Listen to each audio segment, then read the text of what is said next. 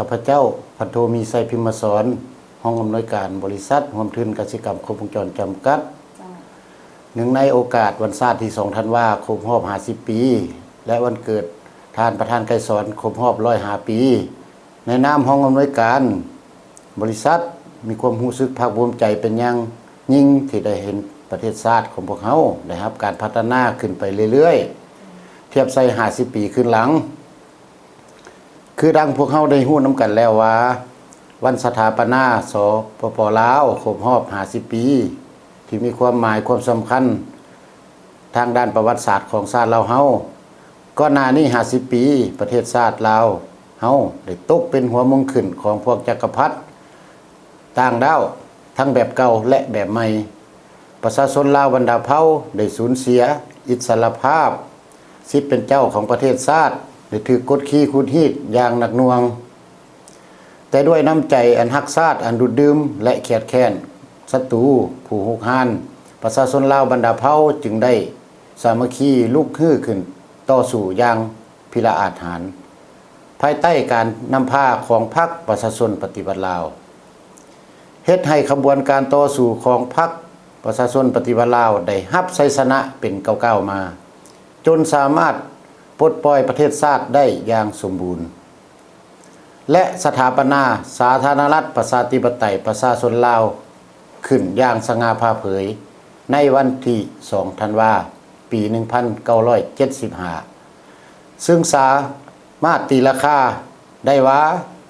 ตลอดระยะ50 ปีผ่านมา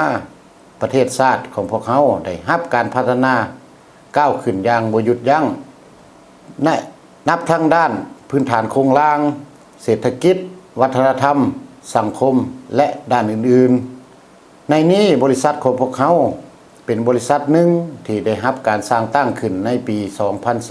2021เป็นโครงการด้านกสิกรรมและการเลี้ยงสัตว์ที่ร่วมมือกับกรมใหญ่พลาธิการกองทัพ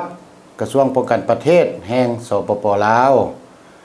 เพื่อดำเนินธุรกิจเกี่ยวกับการผลิตกสิกรรมโดยเฉพาะแม่นการเลี้ยงสัตว์ใหญ่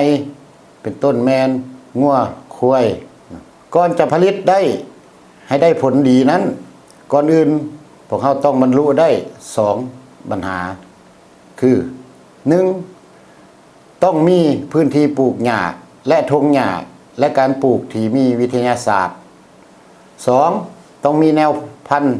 สัตว์ก็คือประเภทงัวควายและการเลี้ยงผสมผสานเทคโนโลยีและสร้างให้ได้เป็นฟาร์มตัวแบบที่ทันสมัยเพื่อการพัฒนาในการเลี้ยงงัวซีนและมีแผนจำหน่ายซีนไปสป.จีนและส่งเสริมการเลี้ยงงัวภายในประเทศ